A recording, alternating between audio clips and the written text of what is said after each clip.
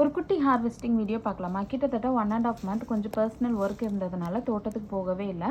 2 days முன்னாடி தோட்டத்துக்கு போயிருக்கும்போது பார்த்தீங்கன்னா, சப்போட்டா மரத்தில் வந்துட்டு நிறைய காய் காய்ச்சி பழுத்து கீழே விழுந்து வேஸ்ட்டாக இருந்தது. அண்ட் சில பழம் பார்த்தீங்கன்னா, குருவி, அணில் இவங்கெல்லாம் சாப்பிட்ருந்தாங்க. ஆனால் மோஸ்ட்லி எல்லா பழமும் வேஸ்ட்டாக தான் போச்சு. இதை தாண்டி மரத்தில் வந்துட்டு கொஞ்சம் விளைஞ்ச காய் இருந்தது. ஸோ அதெல்லாம் நான் பறிக்க ஸ்டார்ட் பண்ணிட்டேன். ஏன்னா நெக்ஸ்ட் டைம் நான் தோட்டத்துக்கு எப்போ வருவேன்னு தெரியாது.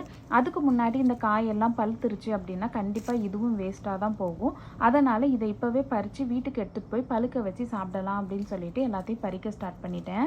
எங்கள் தோட்டத்தில் பார்த்திங்கன்னா சப்போட்டா, கொய்யா மரம் இருக்குது. அண்ட் வீட்டில் பார்த்திங்கன்னா மாமரம், பப்பாளி, வாழை, கொய்யா இது எல்லாமே இருக்குது. அதனால் எங்களுக்கு தேவையான பழம் பார்த்திங்கன்னா நாங்கள் ஷாப்பில் போய் வாங்கணும் அப்படிங்கிற அவசியம் எங்களுக்கு இருக்காது. மோஸ்ட்லி எல்லாமே எங்கள் வீட்டிலேயே கிடச்சிரும். அண்ட் எங்கள் வீட்டில் இருக்கிற மரத்துக்கும் சரி, தோட்டத்தில் இருக்கிற மரத்துக்கும் சரி, கெமிக்கல்ஸ், ஃபெர்டிலைசர்ஸ்னு எதுவுமே ஆட் பண்ணுறதில்ல. எல்லாமே நேச்சுரலாக காய்ச்சி பழுக்கிறது தான். அதனால் நாங்கள் மோஸ்ட்லி ஷாப்பில் வாங்குகிற பழத்தை ப்ரிஃபர் பண்ணவே மாட்டோம். கிட்டத்தட்ட 15 இயர்ஸ்க்கு மேலே ஆச்சு. நாங்கள் கடையில் சப்போட்டா, கொய்யா இதெல்லாம் வாங்குறத ஸ்டாப் பண்ணி எங்கள் வீட்டில் காய்க்கிற பழத்தை மட்டும்தான் நாங்கள் சாப்பிட்டுட்ருக்கோம். ஸோ எங்கள் வீட்டில் இருக்கிற மரத்தில் நாங்கள் கெமிக்கல்ஸ் எதுவுமே யூஸ் பண்ணாததுனால மோஸ்ட்லி நிறைய பழத்தில் பார்த்திங்கன்னா கண்டிப்பாக புழு, பூச்சி இது ஏதாச்சும் இருக்க தான் செய்யும். அதுவும் இந்த கொய்யா பழம் இருக்குது பார்த்திங்களா, அது நல்லா பழுத்ததுக்கப்புறம் பார்த்திங்கன்னா 50% கொய்யா பழத்தில் கண்டிப்பாக புழு இருக்கும். அதனால் இதை அவாய்ட் பண்ணுறதுக்காக நான் அது காயாக இருக்கும்போதே பறித்து சாப்பிட்ருவேன்.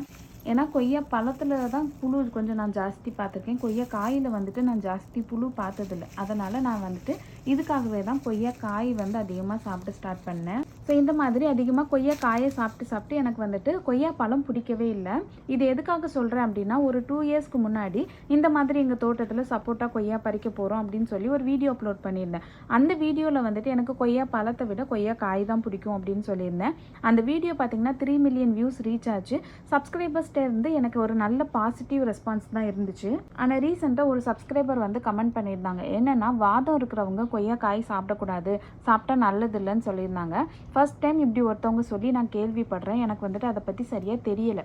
ஸோ உங்களில் யாருக்காச்சும் வாதம் இருக்கிறவங்க சப்போட்டா காய் சாப்பிடலாமா, சாப்பிடக்கூடாதான்னு தெரிஞ்சிருந்துச்சுன்னா கண்டிப்பாக கமெண்ட்ஸில் சொல்லுங்கள். நிறைய பேருக்கு யூஸ்ஃபுல்லாக இருக்கும். நெக்ஸ்ட் வீடியோவில் மீட் பண்ணுறேன். டாட்டா.